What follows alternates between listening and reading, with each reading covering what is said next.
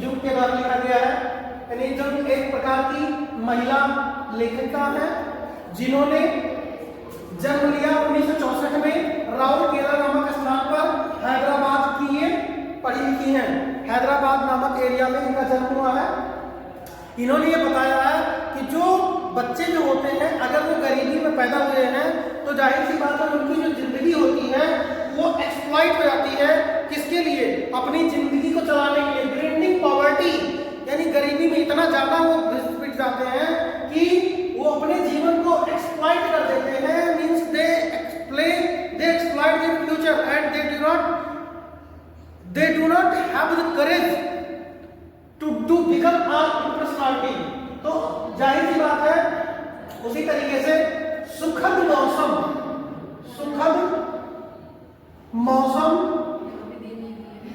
या पल, इसको आप कह सकते हैं कि लॉस्ट स्प्रिंग का मतलब होता है ऐसे कपलिंग्स या ऐसे बच्चे जिन्होंने अपने जीवन को एकदम बेकार कर दिया, बर्बाद कर दिया है। क्या चीज के लिए? अगर वो गरीब है। वास्तव में इन्होंने दो कहानियों को मेंशन किया है। बहुत सारी बुक्स इन्होंने लिखा है।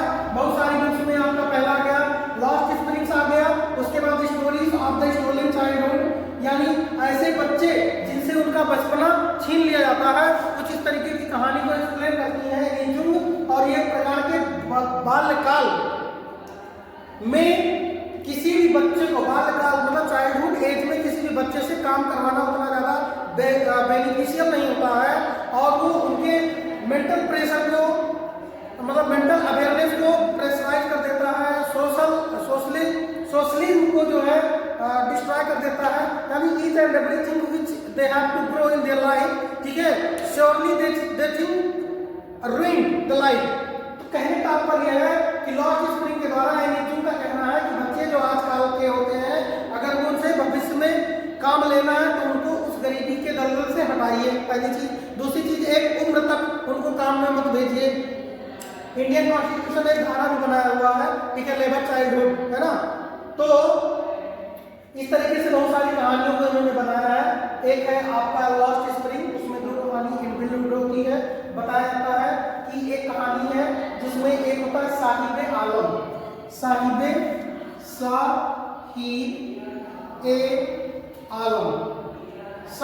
आलम नाम का एक पर्सनालिटी होता है।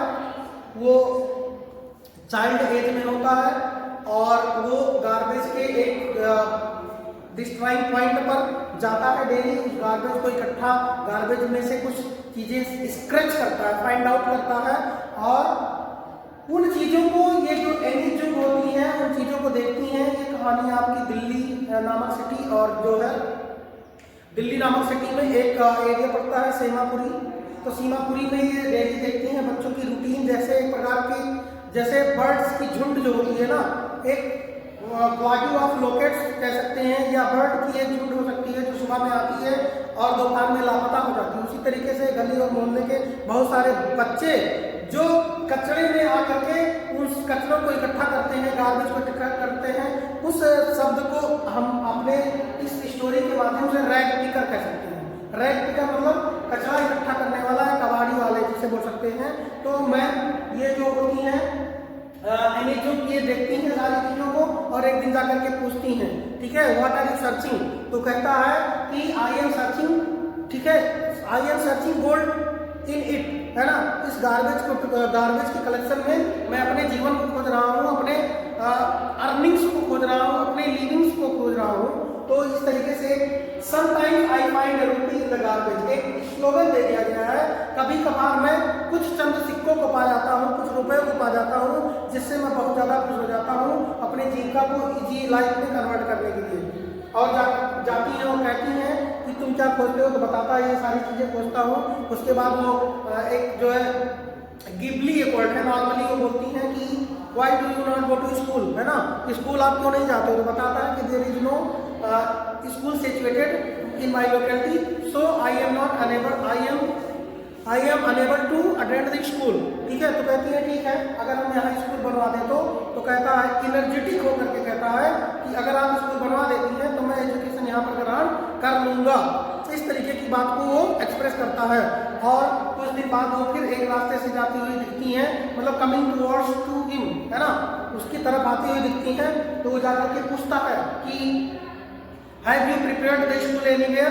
तो कहती है no, school will not be easily open, it took long time to prepare it, है ना। वो कहती है कुछ इस तरीके का मजाक करती हैं और पूछती हैं कि स्कूल जो होता है, कहती है कि स्कूल जो होता है ये लंबा समय लगता है, और लंबा समय लगता है स्कूल बन जाएगा। और शर्मा जाती है उसके क्वेश्चन के पूछने पर, क्योंकि उन्होंने झूठ ही बोला था, मजाक ही किया था। उसके बाद एक कहानी और भी होती है कि पूछती है कि why do you not put on the shoes और द चप्पल्स? तो बताता है कि it's my profession, in my profession there is no need to wearing shoes और स्लीपर्स। कहता है कि मुझे चप्पल और शूज पहनने की जरूरत नहीं है, क्योंकि मेरा ये प्रोफेशन होता है। मेरे एक जितने भी बच्चे आते हैं गार्बेज कलेक्ट करने के लिए, वो कोई भी शूज जो होते हैं या स्लीपर्स जो होते हैं वो नहीं पहनते हैं।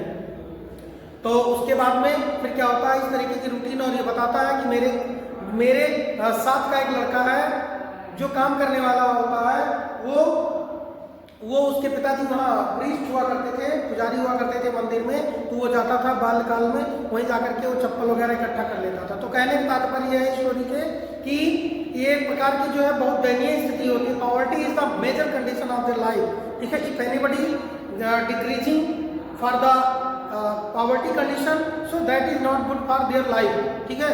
तो इस कहानी के माध्यम से एनी जून ये बताना चाहती है कि हम लोगों को एक ऐसी एक ऐसे प्रकार की युक्त या एक प्रकार का फॉर्मेशन करने की जरूरत है जिससे हम लोग इरेक्ट हो सकें, समाज में खड़े हो सकें और मजबूती ला सकें, चाहे वो मनी के मामले में हो, चाहे समाज के मामले में हो, चाहे शिक्षा के मामले में हो, चाहे सम्मतता के मामले में हो, चाहे व्यवहार के मामले में हो, चाहे एजुकेशन के मामले में हो, चाहे टेक्नोलॉजी के मामले में हो, चाहे लेबर के मामले में हो।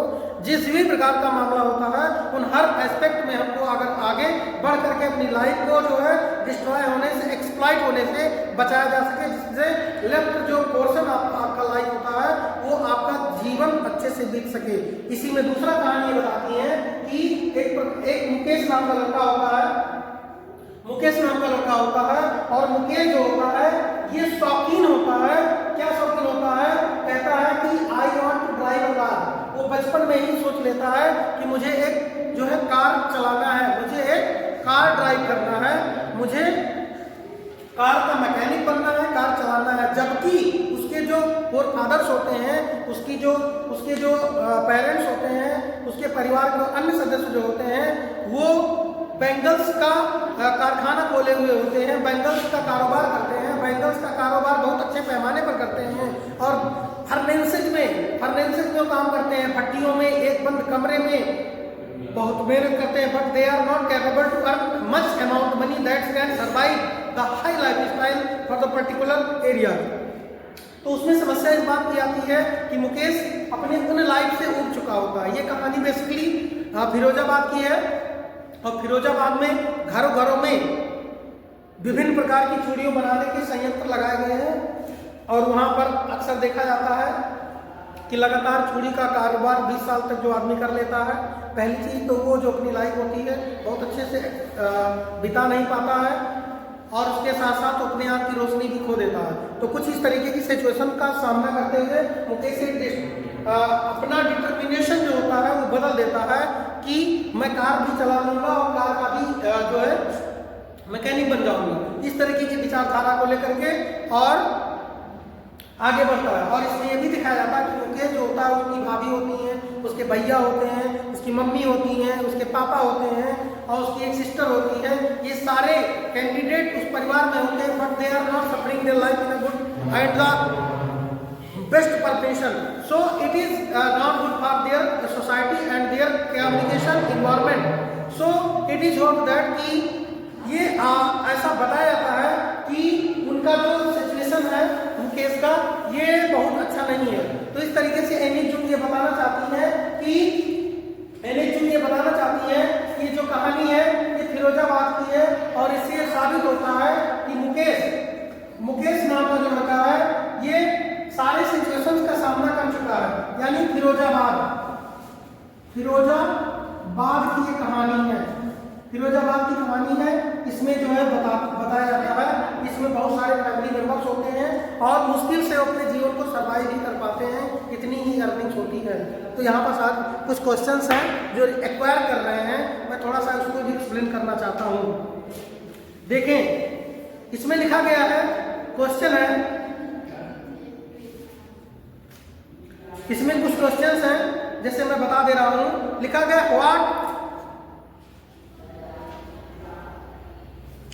What makes the city of Firozabad famous? Question is required कि what makes the city of Firozabad famous? किन चीजों के मामले में फिरोजाबाद फेमस है? तो Firozabad city is basically famous in the field of bangle making. So bangle making is the, इसीलिए हम लोग जो है इसको हम एक नया नाम देते हैं, सुहाग नगरी के नाम से भी जाना जाता है। क्वेश्चन आ सकता है कि सुहाग नगरी किस क्षेत्र को कहा जाता है?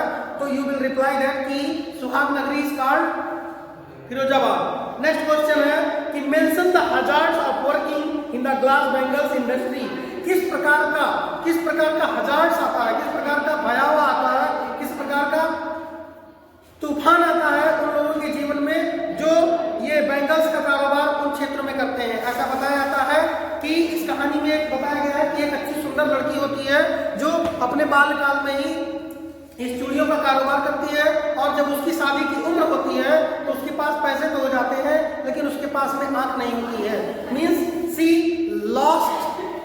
Lost her sightness, means light, she is unable to see, eye vision जो होता है तो उसको वो लेफ्ट कर चुकी होती है। तो वही चीज है ना कि आप 40 साल तक काम करो और आपको अखरोट दिया जाएगा 40 साल के बाद, तो जब दांत ही नहीं रहेंगे तो आप जो है अखरोट का क्या करोगे? तो इस तरीके से बहुत सारे अचीवमेंट्स हैं आपके जीवन में जो आपके ना रहने पर वो बेनिफिशियल होते हैं। तो इस तरीके अचीवमेंट्स को रहने की कोई जरूरत नहीं है। यानी जो फर्नेसेज हैं, जो डिजिटल फर्नेसेज हैं, डिजिटल फैक्ट्रीज हैं, वो बनाने की ज़्यादा जरूरत है जिससे हम लोगों को कम्युनिटी जो है वो अच्छे से बच सके। क्वेश्चन नंबर नेक्स्ट है, how is Mukesh attitude to his situation different from that his family. कहता है कि मुकेश की जो सिचुएशन होती है, मुकेश की जो सोचने की जो सिचुएशन होती है वो उनके घर के लोगों से अलग क्यों होती है? इसीलिए होती है, मुकेश के सोच की सिचुएशन इसलिए अलग होती है क्योंकि मुकेश ऑलरेडी उन हर कामों को करके थक चुका था और वो उतना उस लेवल में पैसा नहीं अर्न कर पा रहा था जिससे उसकी जीविका एक लेवल पर चल सके। इसलिए उसने डिटरमिन कर दिया कि I have to become a mechanic और the repairer of the car और द मोटर कार्स। ठीक है, that's why in the future I can have a car, I can repair a car, and that's why I can make much money towards this business. So thank you students, have a nice day. In the next lecture I will explain next chapter so in my GMP channel. So thank you students.